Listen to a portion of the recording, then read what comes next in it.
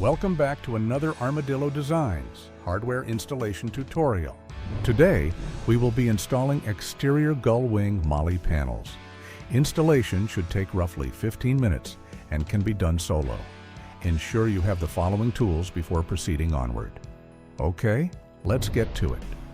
Start by removing the four M8 by 1.25 millimeter bolts from the exterior of the Gullwing and ensure the surface is clean and free from contaminants.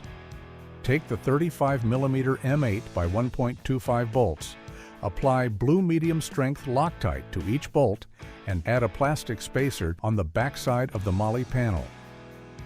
We recommend snugly tightening one of the top bolts first to help hold the Molle panel in place. Be careful not to cross-thread the bolts if using power tools.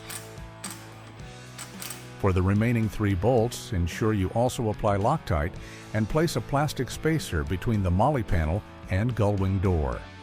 To prevent risk of cross-threading, hand tighten the remaining bolts before using power tools. If using a drill, be careful not to over-tighten. We recommend using a T-handle to finish securing each bolt into place.